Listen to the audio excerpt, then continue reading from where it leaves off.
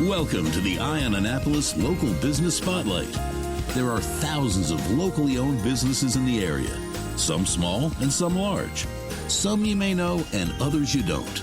But one thing they all have in common is a great story, and we want to share it with you. Join us every Saturday as we talk to the founders, the owners, and the managers of local businesses you have come to know and love, and those you will come to know and love. Now here's your host, Jon Korin, with this week's Local Business Spotlight. I'll tell you, the last time I think I was recording a podcast on this trail, as a matter of fact, I know exactly when told me it was Rachel. It was Rachel Vaughan on March 9th, 2020, and then about 4 days later, all hell broke loose. Yep. We're here today with Jon Korin, who is one of the founders, and I'm not sure he has an official title, with Bike AAA, which is Bike Annapolis in Anne Arundel County.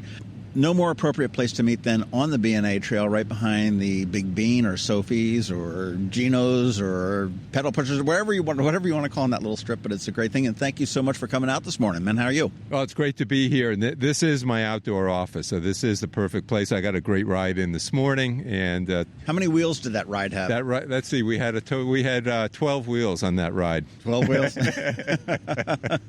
So six people. I was a slacker. I did drive up here because I have a couple things I need to do afterwards. But I was going to do it. I was going to park down in Annapolis at the park and ride and come up about 4 miles, I think it is, up to here, which is really a very nice. Well, there's recreation rides, which is what I did this morning. It's for fun and for fitness. But then there's also transportation rides. It's riding your bike to get someplace. And so for me, my ride this morning is both, because there was a ride to get to this meeting. Well, I think the very first time you and I met, it was probably under not great circumstances. I believe there was a fatality down by the World War II Memorial, and I'm thinking we're going back, I'll put it in terms of county executives, but I think it was in County Executive Leopold's term, possibly. Could have been Lauren. 2014.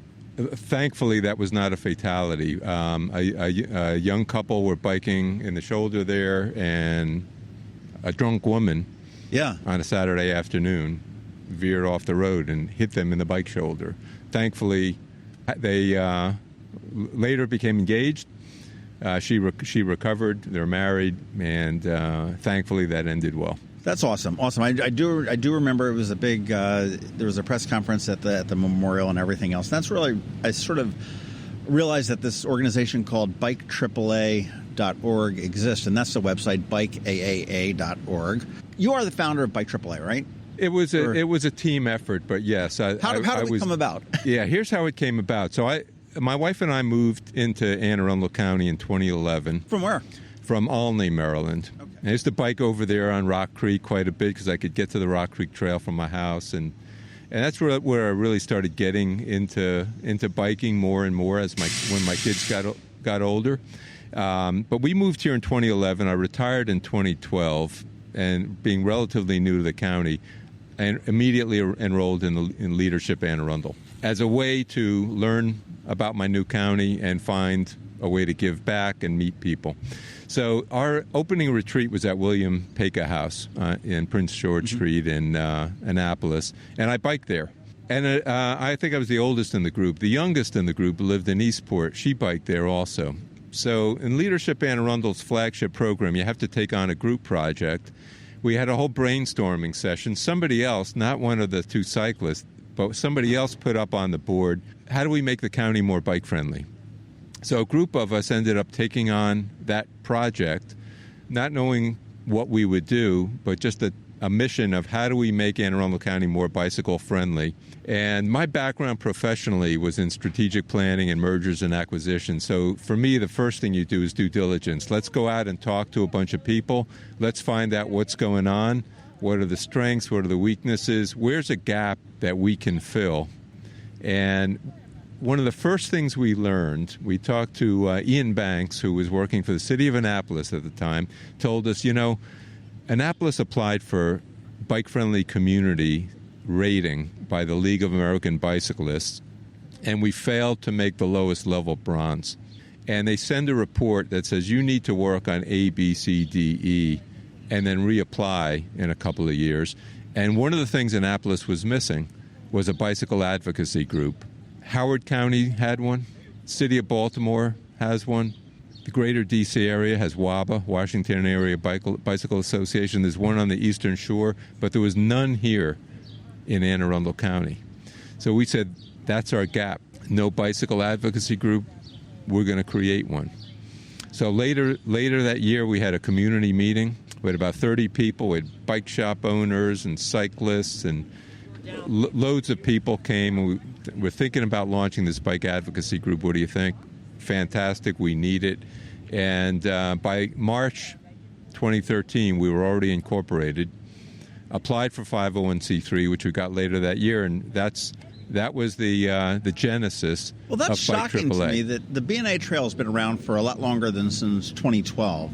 And in a county that is, one of the more populous counties, I mean, it's not Montgomery County, it's not Baltimore City, but I'm shocked that there was not, especially when this trail is pretty much runs the length of half the county, it's a multi-use trail, that there wasn't any advocacy. Did that surprise you? It did to some extent. There were bike clubs here. So the bike clubs, they do weekly rides. They're all about bike riding. They organize weekly rides of different distances and different speeds, and so there's several bike clubs here, but they're all about riding. They didn't really have an organized voice to advocate for more safe places to ride, for policies and laws that protect cyclists and other vulnerable road users, pedestrians, wheelchair users, and so forth. And so bike clubs and bike advocacy groups are sort of natural partners because they're all about riding. Bike AAA, we don't organize weekly rides. We leave that to the bike clubs. We are their voice advocating for more trails, more bike lanes, policies that promote. You're the nudge to the... I like to think of myself as a professional, persistent pest. Fair enough. I am very well known to...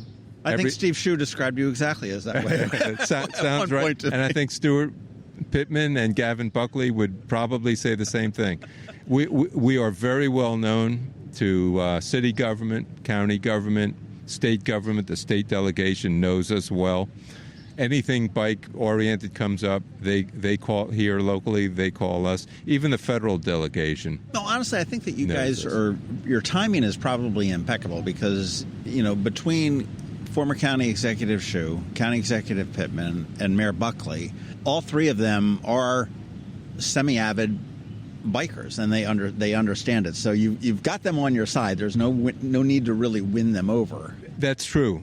We absolutely are fortunate to have their support. For example, one of the things we advocated for very early on, after the launch of Bike AAA, was a Bicycle Advisory Commission. So here there's a distinction between a bike advocacy group, an independent 501c3 that is promoting safe cycling.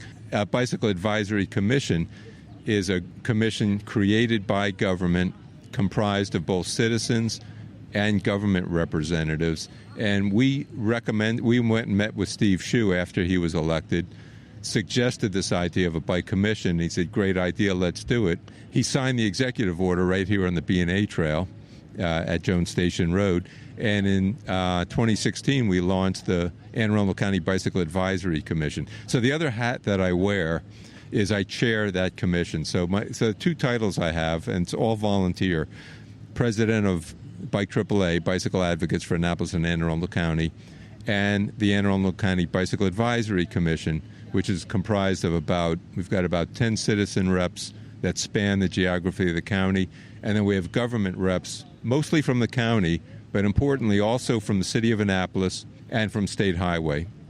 Because the real mission of the Bike Commission is to create a safe, interconnected network of bikeways. And when I say bikeways, I mean both trails, like the one we're sitting next to, and on-road bike lanes, and get them all connected so that more people will stop using their cars and start using their bikes or their feet to get to their destinations. Well, to safely get there. And the safety thing is a huge issue. I mean, we hear time and time, and I believe, and I don't have the numbers, but I believe that this year, 2023, is one of the more deadly years for pedestrians as well as cyclists in the state of Maryland.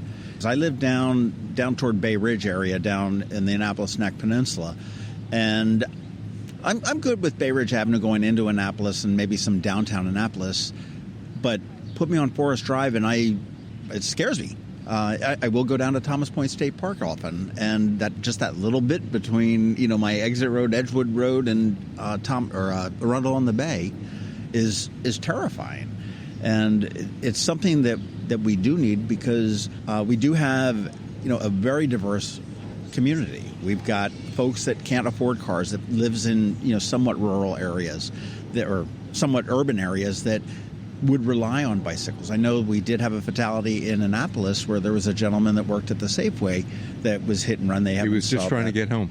And that was his mode of transportation. Right. And that's something that we really need to do. And I know that you guys have worked on the advocacy as far as the rules of the road for bicyclists. And I remember one of the big things was getting doored. If you're going up Main Street or something like that and somebody opens the door and doesn't think that there might be a bicyclist coming, and then next thing you know, they don't have a door and you're on the ground with a bloody face.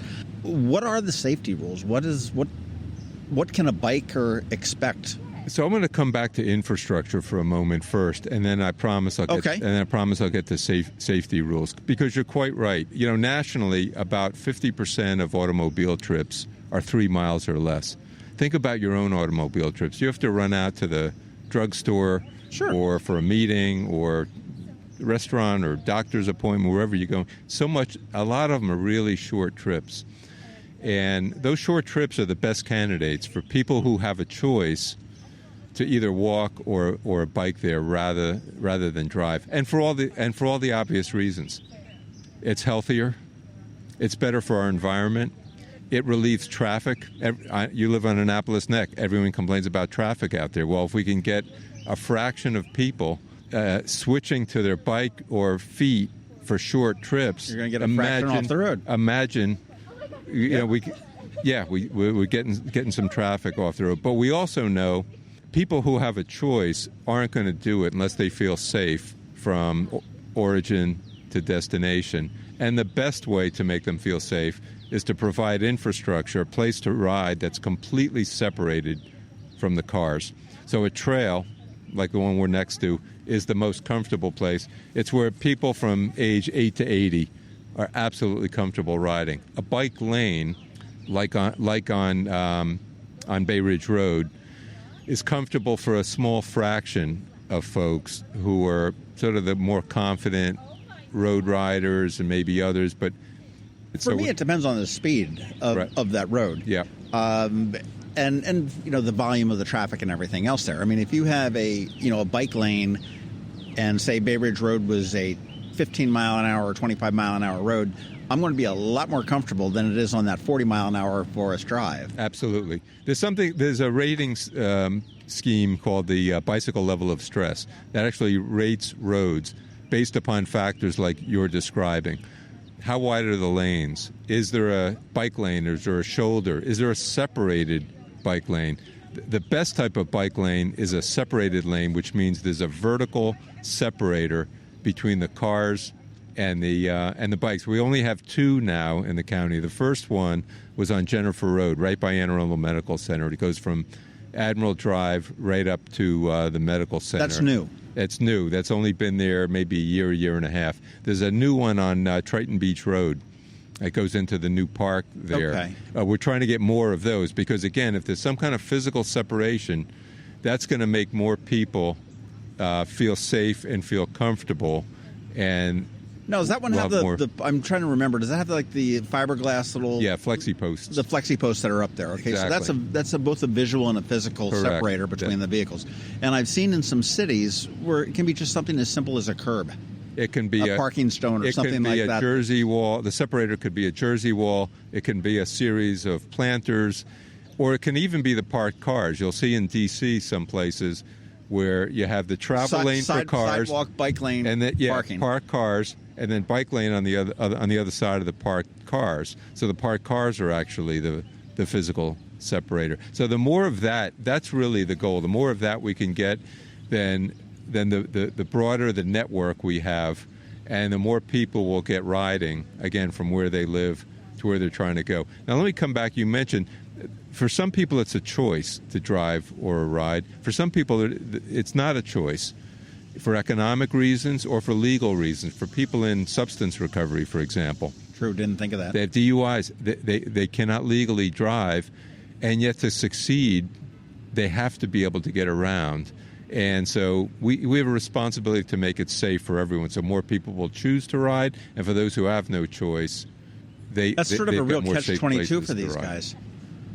You know, that are in recovery or that have lost their license from a DUI. I mean, they do need to provide for themselves and their families and stuff like that, and without the ability to drive, they need to get to their meeting. They need to get to a job interview. They need to get to work. We have a program called Wheels of Hope, which is a bicycle refurbishment program. We collect donated bikes, children's bikes, and adult bikes. The program is graciously housed at the Anne Arundel County Food Bank on the Crownsville Hospital property grounds.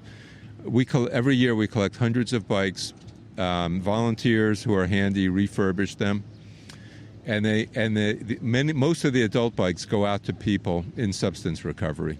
We provide every adult bike with a brand new helmet, lock, and lights because we know they're using those bikes for transportation. We also provide loads and loads of children's bikes.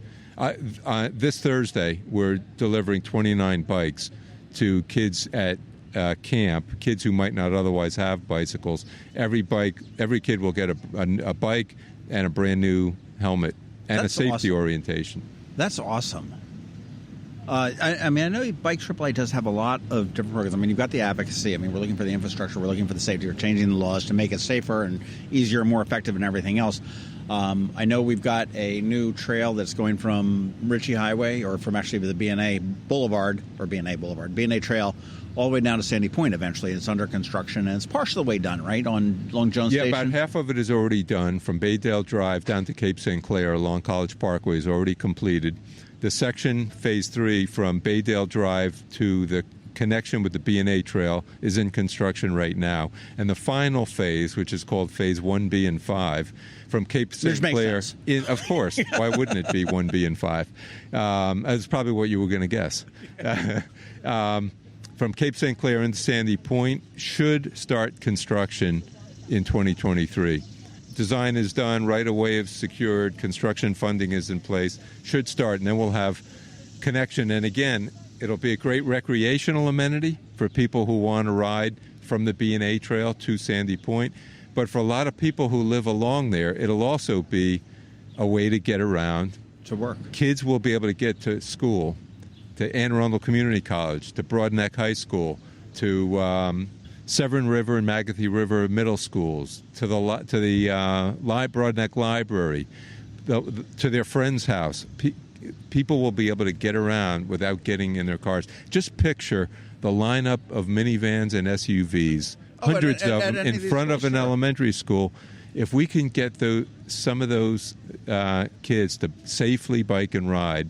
Well, I've talked to so many people that do live along the trail here in between Arnold and, Glen Burnie, and they love to have the access to the trail, whether it be through the neighborhood to a community entrance point, or perhaps they're fortunate enough to live immediately right on the trail where they can put something in. I don't know whether that's legal or not, to cut a hole in your fence and make an access or not, but I've talked to a number of people that absolutely love it just because of the safety. I mean, would I, in today's world, if I didn't live on a trail, which I don't, going out on Ritchie Highway and pedal down to go visit your friend Timmy, would I tell that to my kid? Absolutely not.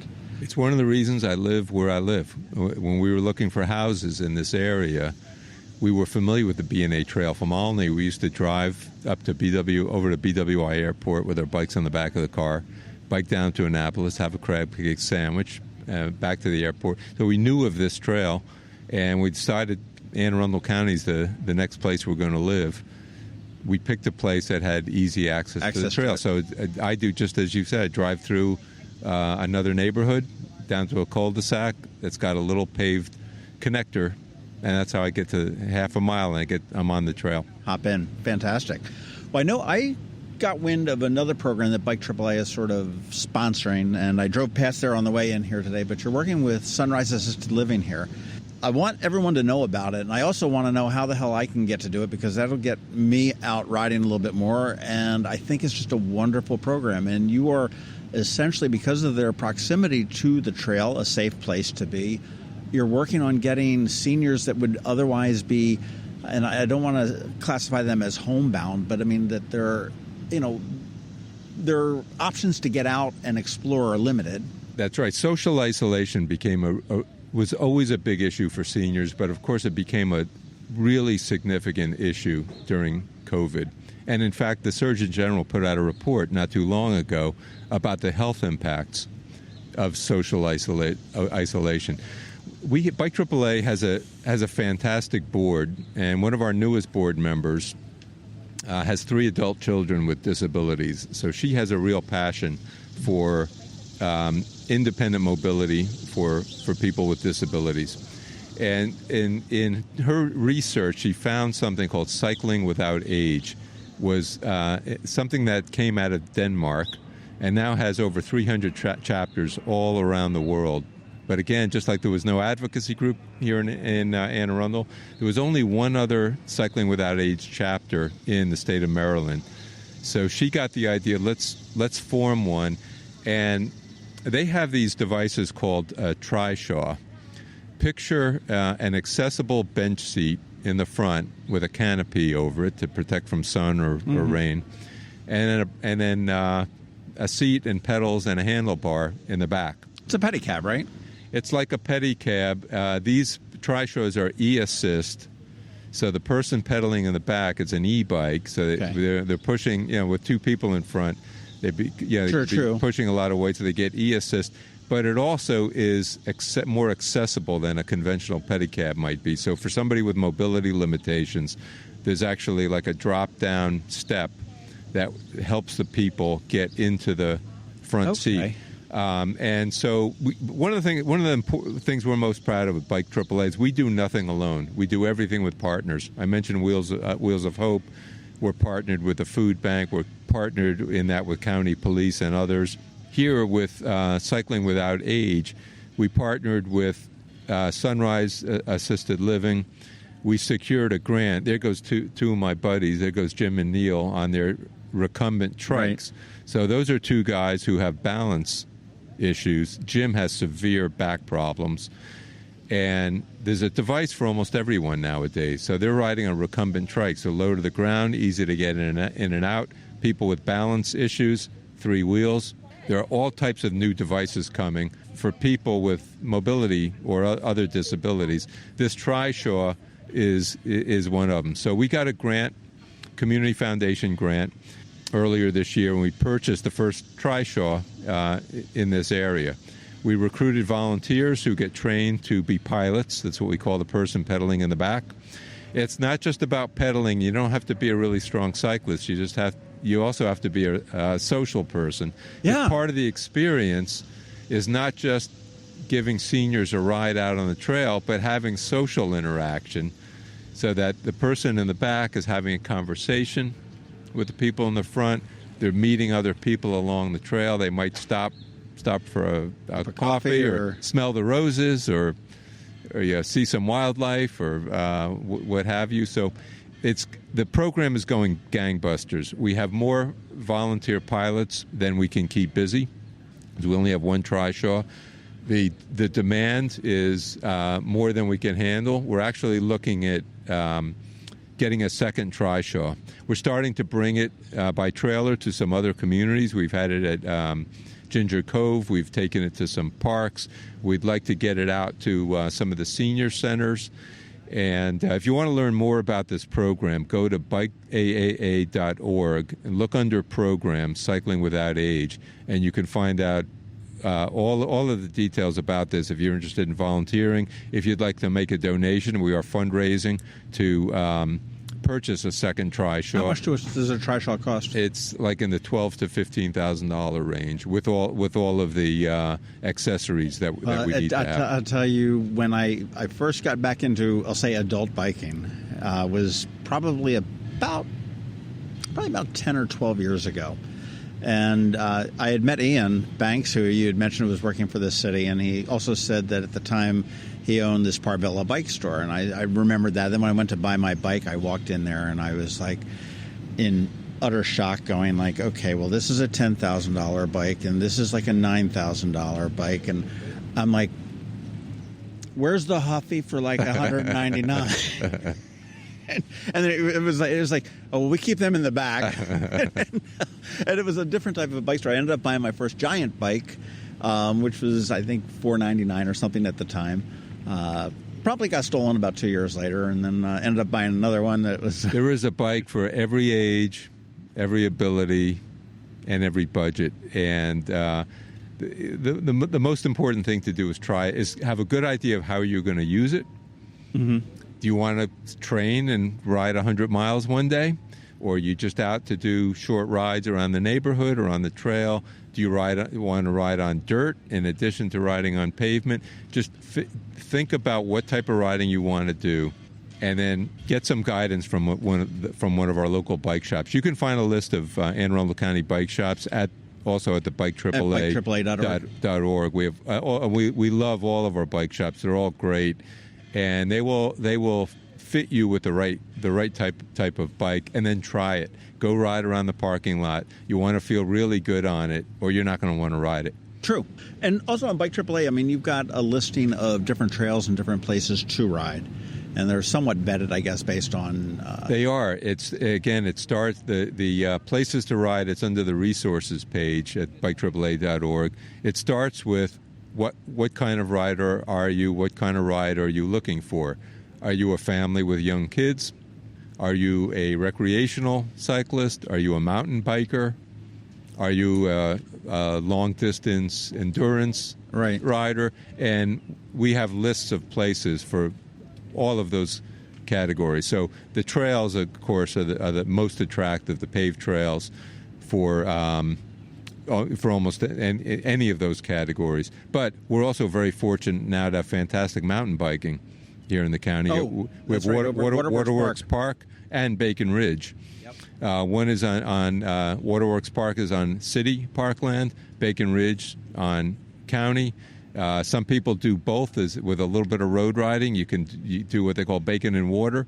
We're trying to get our paved trails connected so that people will ride from home to the mountain biking trails rather than putting the bike on the back of the car. That's neat. And I still never understood how Waterworks Park is in the city of Annapolis when it's out smack dab in the county. It's just like when they own the golf course out there in Crownsville. That reservoir has a little bit to do with it. True. Well, I can't help but notice you're wearing a jersey about the Anne Arundel County Lifeline 100, and that is, as you said, Bike AAA does not put on events. But you are certainly a big partner in that. And I remember my very first one, another one of your members, Alex Pline, was talking, and I said, I might do the 15. He's like, you can do the 30. I'm like, are you freaking kidding me? Initially, he says, yeah, no, you'll be done in a couple hours. And I'm like, we're sitting across the table. You see me. There's no way. I said, I'm going to need like a day and a half to do 30 miles. And he talked me into it. I registered for the 30. I said, well, screw it. If I get beat, I'll just do 15. And sure as hell, in 2.5 hours or whatever it was, I was, headed to the bar for a beer. And I was amazed when people, and I've talked to so many people that say, oh yeah, I rode 30 miles. And I'm like, oh my gosh, like I climbed Mount Everest. As you get into it, it's not that difficult. As that was my biggest surprise as the reformed adult biker there. And the Lifeline 100 was really my entree to it. And it's a wonderful first Sunday in October, I think it's always. It is. It's always the first Sunday in October. We are very proud of the event. When we launched Bike AAA back in 2013, one of our long-range goals was, like a 5-year goal, was one day we're going to have a signature bicycle event in Anne Arundel County. Again, through partners, we came to learn that County Rec and Parks was thinking about a bike event that would go park to park to park. We come to find out that county police are also looking to do some community outreach and community events, and they were contemplating a bicycle event. Well, the three parties came together, and voila, in 2014, in just our second year of existence, we launched the Anne Arundel County Lifeline 100 as a bit of an experiment. Over 500 people came out and rode. The thing we are most proud of about the Lifeline 100 is how inclusive it is. It offers a ride for every age and every ability. Most bicycle events are for what you would think of as the spandex cyclist. Yeah. Fancy road bike, dressed in spandex, let's go ride 50 or 100 miles as fast as we can. Anne Arundel County Lifeline 100, we offer that. We've got beautiful, scenic 65 and 100-mile routes that with loads of water views, goes right through Annapolis. But we have 15 and 30-mile routes that are 100% flat paved trail, and it's a ride, not a race. There's no timing. You do it at your own pace. No chips on the ankles or anything? No chip on the ankle. We will feed you. We have fantastic rest stops with food and drink. When you get back to, it all starts and ends at Kinder Farm Park. We have a free bike rodeo for children at the park that day. This year we're going to have a family bike safari at Kinder Farm Park. Oh, fun. That'll be like a scavenger hunt on the 2.5-mile park trail at Kinder Farm, also free. So it's really something for everybody, including people with special needs. We've had lots of people with special needs, often riding on adaptive bikes with an accompanying rider that also come out and ride Lifeline. So when we say all ages and abilities, we really take that to heart. I remember one time doing, we were going down to Arnold from Kinder Farm down to Arnold, the first leg of the Lifeline for the 15, the 30, or the 41. And I was passed by a guy on a unicycle. So when you said how many wheels earlier, it was a little bit humbling. Sometimes it's an odd number. Yeah, a little bit humbling, but it's a great event. If you want to learn more about the event, www.lifeline100 You'll find everything you need to know there: how to register, the routes, the times, the rest stops, SAG support. If something happens, your bike breaks down. The bike shops, which I mentioned earlier, we have a bike shop tech at every rest stop. So if something happens on your bike, they will take care of it. We've got people driving the course. If you have a problem, we'll take you to the next rest stop or bring you back to Kinder. It's really well supported. And the event has raised over $300,000 for local nonprofits. All of the proceeds stay in Anne Arundel County. Within the county. And you guys are a benefactor of it as well. I mean, obviously, the genesis sort of came from your idea, but it does support a ton of other people. And one thing that I think you should be proud of is 2 years ago, and I believe it was during the COVID, you cut off registration and said we can't take any more. We did. In 2021, we capped it. First year we had to cap it. We were running like 800 to 900 registrants across all of the distances. In 2021, we capped it at 1,000, decided for a variety of reasons. One is the character of the ride. There are bicycle events that get 5,000 to 10,000 cyclists, and that's a lot of people. But that's all out on the road, not trail riding. We wanted to keep the character a little bit more personal.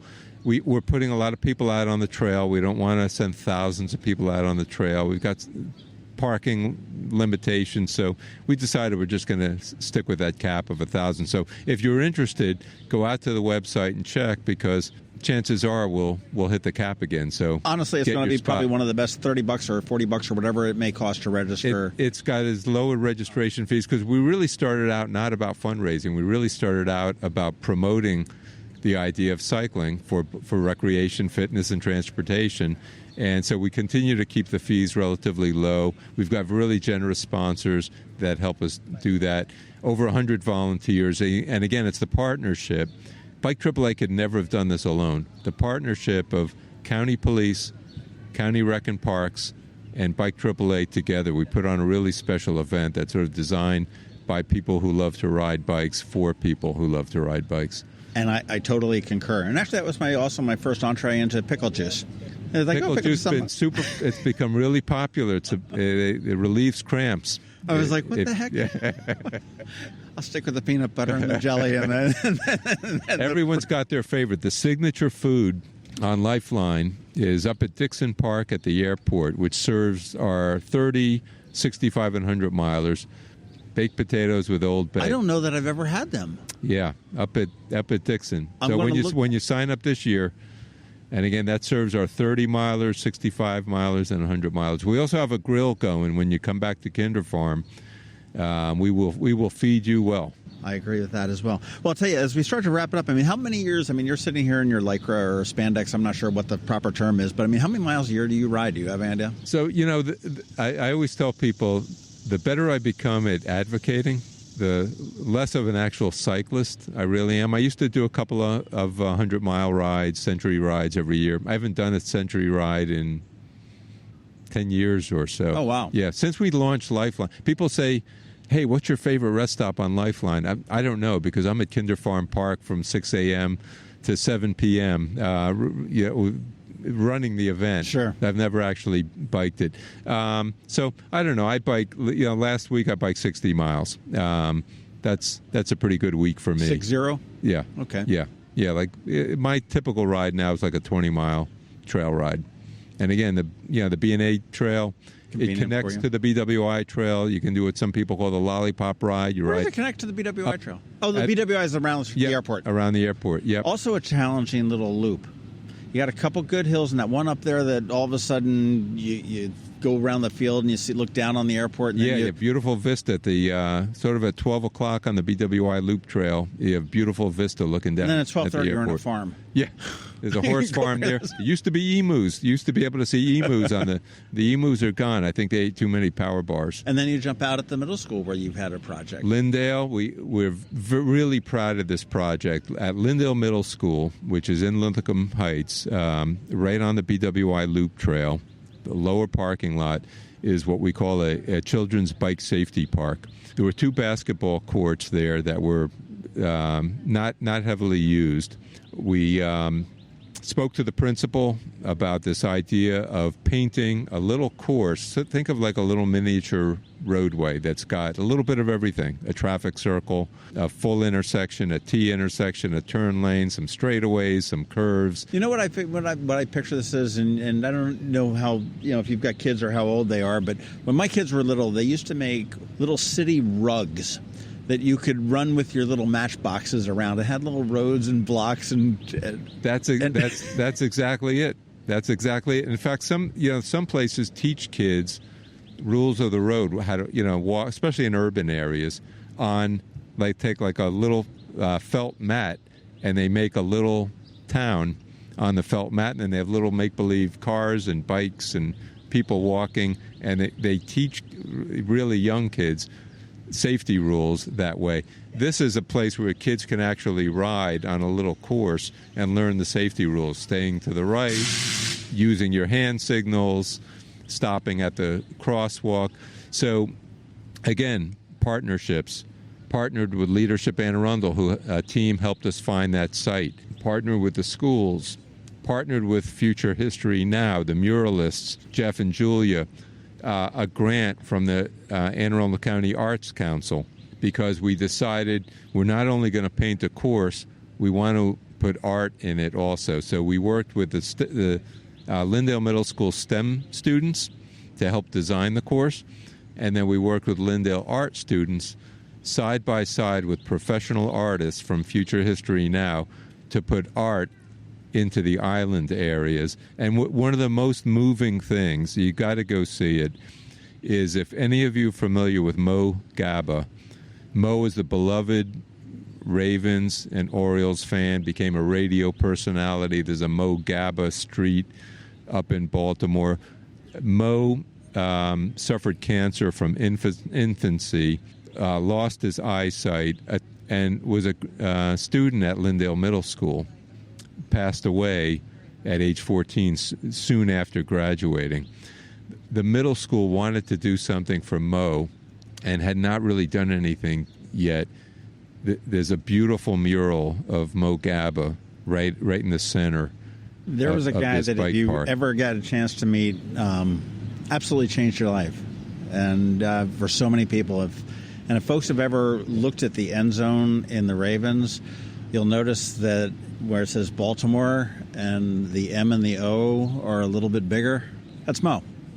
Yeah. A lot of people don't know that. So it's It was very touching to have, after the mural was completed, we had his mom and family members and some of the radio hosts that had Mo on their shows. Yeah. Came, TV station covered it. It was very, very touching to have that. And it says make every day count. Yeah. You did mention rules of the road and stuff like that with what they teach the kids. What are the rules of the road? I mean, let's get into like the legal aspect of this. What can and obviously a biker cannot expect anything. I mean, expect the unexpected, I think, is probably the biggest rule of the road. But what are the rules that drivers should follow and bikers? Right. So, yes, and we always try to send a balanced message to keep everyone safe. And we like to think about pedestrians, cyclists, and drivers. Each have rights and each have responsibilities. And if they all follow their responsibilities and a little bit of common courtesy, everyone can be safe. So let's start with drivers. The most important rule, of course, is the 3-foot passing rule. In Maryland and most places around the United States, if a driver encounters a cyclist on the road, they're required to give a minimum of 3 feet of space passing when safe to do so. Okay. So that is by far the and if it's not safe to do so, I just wait. I just wait behind. Just wait. You might get to if you get to destination 20, 30 seconds later, you're going to help that cyclist get home safely. And so, yeah, just be patient. And we got a law. One of the things we do as advocates is try to get new laws passed. Something that most people didn't know is it was actually illegal for a driver to cross the double yellow in order to give a cyclist 3 feet of space. Most safe drivers would do it. Drivers, bus drivers, truck drivers, police car drivers, most of them would do it. But it was technically illegal to cross the double yellow. We got that law changed.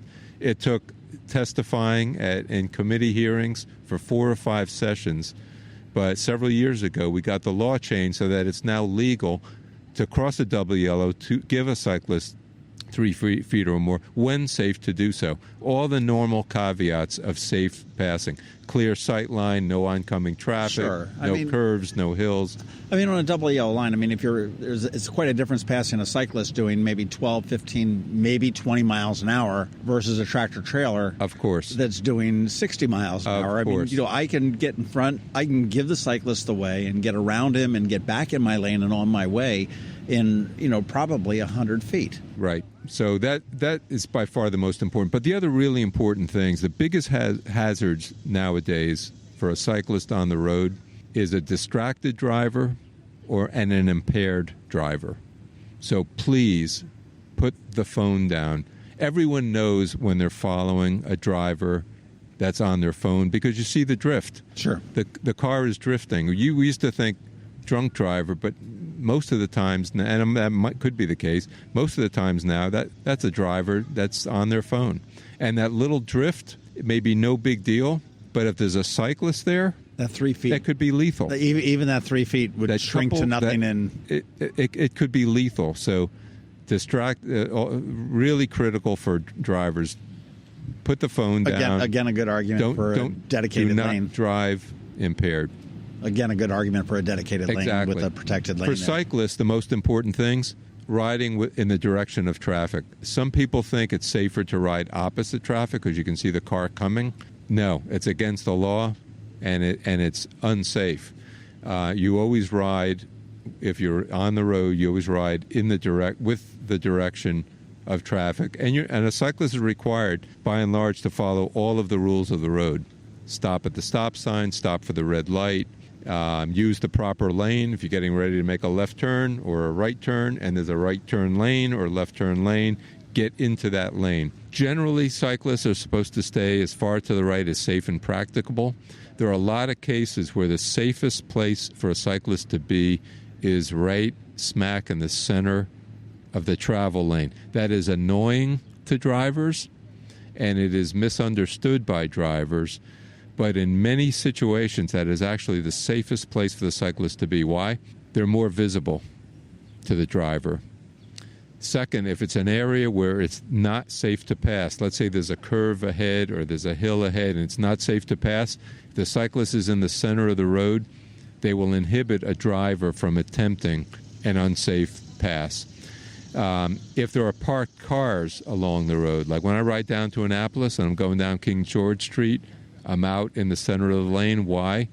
Because I'm afraid of a parked car door flying open. When something goes from a noun to a verb, getting doored, true, yep. Never a good thing. Yeah. Getting doored is a thing. It's hurt a lot of cyclists.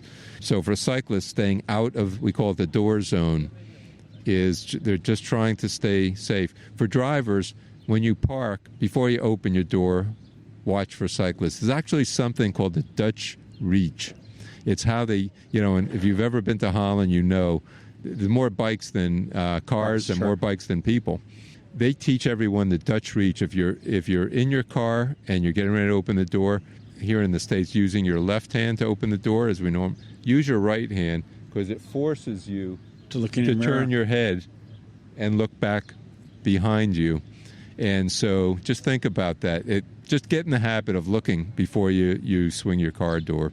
So those are a couple of the important things for cyclists. For pedestrians, if there's a sidewalk, use the sidewalk. But if you must walk on the roadway, then pedestrians should walk opposite because they're able to step off the road if they have to for an oncoming vehicle. One of the interesting things we did here is we got laws passed both in the city of Annapolis and Anne Arundel County that permit cyclists to ride their bikes on sidewalks. Because in many places there is no safe alternative. But there's a requirement that they yield to pedestrians and to people using assistive mobility devices. If there's somebody with a wheelchair or a walker or a cane, what have you, the requirement, just like a driver should yield and give space to a cyclist on the road, cyclists need to do the same thing for people on sidewalks. And then the trails, of course, have their own rules. 15 miles an hour on the B. 15 miles an hour speed limit, extra caution in crowds, pass when safe to do so. Warn that you're coming up. The biggest complaint we receive, and as cycling advocates, we try to encourage cyclists to do their part, whether on the trail or on the road. And so giving warning, passing on your left or ringing your bell so that runners and walkers are not startled by a passing cyclist, one of the most important things. For walkers and runners, no earbuds. You can't imagine how annoying it is to a cyclist to say on your left and realize the earbuds not penetrating the earbuds. On your left, still not penetrating. You're getting ready to turn. Don't do what some cyclists call a crazy Ivan. If you remember the movie Hunt for Red October, every once in a while the submarine would do a sudden left turn. Right. Don't make a sudden left turn because you're at your turnaround point without looking back, and make sure there's not a person on a bike coming. Do it. So yeah, fair enough. You want to chit chat on the trail? Step off the side of the trail. As an advocate, it's very very annoying to me to see a cyclist run through a red light or that type of thing, and we hear it a lot. You hear the tropes about all the cyclists are running. It's not all the cyclists, just like it's not all the drivers are speeding, True. Not all the drivers are texting. But when I go testify at a hearing and I'm trying to advance laws for cyclists, every time a cyclist runs a red light, they're making my job harder, and I'm putting my volunteer time into trying to make it safer for him, for all the cyclists. Okay, so what's the common knowledge? Okay, some of the roads that do cross the B&A trail are very minor roads, and there's always little stop signs to say, bikers dismount or, stop. And I very rarely will see a biker stop at those ones. I mean, okay, we're right here at Cypress Creek Road, or some of the larger roads, they obviously do stop and you look and make sure. What's the protocol on that? I mean, yeah, so it's true there are stop signs, but I will tell, and I'm not going to I'm not going to specifically promote breaking the law, but I will tell you what the safest practice is. It's sometimes called the Idaho stop or stop as yield. It's for a cyclist to treat a stop sign like a yield sign. Okay. If you can, and you will see cyclists doing this often on the roads and also on the trails. If you approach an intersection and you have clear sight lines and you slow to the point where you can very easily make a full stop, put your foot down, that means if your feet are clicked in to your pedals, you're easily able to unclick and put your foot down. You've slowed down, clear sight line. If there's no oncoming traffic, the safest way is to roll across. It gets you across quicker. It gets you across at a time when you know there's no oncoming traffic because you have your clear sight lines. And for a lot of cyclists, their wobbliest time is starting. So if it's completely clear, if you're coming up to a blind area, and some of the crossings on the B&A trail, because of vegetation or the angle of the crossing, the sight lines are bad. You need to stop or really, really slow to where you have a sight line. About a dozen states now have enacted laws that permit a cyclist to treat a stop sign as a yield sign. And a yield sign does not mean you can blow through. It means you've got to yield to the oncoming traffic. But about a dozen states have now adopted this, sometimes called the Idaho stop, because Idaho has allowed this for like 30 years. D.C. recently enacted it, and we are going to promote stop as yield in Maryland as well. Because, again, while counterintuitive to drivers, it is actually the safest way to get through. In fact, Delaware passed it several years ago and did some data analysis and found that crashes went down. Yeah, the county is very sensitive to that. Here on the B&A Trail, the county just recently put in a new signal at Robinson Road. That was one of the tougher crossings. The cars are driving a little faster. There's a center turn lane. There's a couple of side streets nearby. That was one of the trickier ones. They put in a brand new type of signal where the trail user presses the button and it goes to a full-on red light for the traffic. And so, again, trail users, please press the button, wait till you get the signal before crossing. I know there's some confusion because people are used to the old protocol of some drivers will stop and they'll wave you through. Trail users will wait. With the new signal, we're really encouraging trail users, push the button, wait for your turn. Drivers, observe the signal. It goes from a yellow warning, just like you'd see in front of a firehouse, to a rapid yellow, to a full yellow, to a red, and then it'll go back to the flashing yellow, which means drivers proceed with caution. What was your first bike? Oh gosh, I have a picture of me with the little 30 years. with this little red tricycle. Okay. I have a picture of me sitting on my little red tricycle, waiting for Dad to come home from work. So yeah, everybody remembers the first. I also remember my first two-wheeler, a blue Schwinn. Okay, the banana seat and the handlebars. No, I'm too old for that. The banana seats came. The Stingray that came much later. Okay. So you've been a bike rider all your life, pretty much. I have been, but various stages. Elementary school, I used to bike to school a lot. In the area that I grew up in. I started getting back into biking when my kids were really little. I got a bike with a car seat on the back, so I could just ride them around the neighborhood. And then when my kids started getting older and I had started having more free time for myself again, started doing longer bike rides. My wife and I, we would say, let's see if we can do a 20-mile ride. Let's see if we can do a 30-mile ride. And we eventually did 60 and then 100-mile rides. And look where we are now. Yeah, now here we are. Does she ride with you frequently? She does ride some. She got an e-bike. We live at the bottom of a really steep hill. Okay. I heard rumors about that after your hip surgery. Yeah. It was like he hates that hill. It took a while, but I'm back to riding up. I'm back to riding up my hill. My wife has an e-bike, so we ride together. She's still getting plenty of exercise. Don't think an e-bike is no exercise. Sometimes once we get up the hill and we get onto the trail, she'll turn the e-assist off. And now she's pushing a 50-pound bike. It's a heavy frame and a heavy bike. The e-bikes are fantastic. So many people I meet on the trail riding e-bikes tell me the same thing. I couldn't be out here if not for this e-assist bike. I imagine it's probably very good for older people. I mean, we're as a nation we tend to be overweight and the whole thing. I mean, I'll be a poster child for that. But to be able to get out there and some form of exercise, it's getting people out who otherwise would not ride at all. So there are 3 classes of e-bikes, and again, try them out. Pick one that works for your style of riding, that meets your needs, and then follow all the same rules. Yep. Well, any of the bike shops in town. I mean, I know we've got Annapolis Velo down on Chinkapin Road in Annapolis. We've got pedal pushers right up here in Severna Park on Baltimore and Annapolis Boulevard, right? Yep.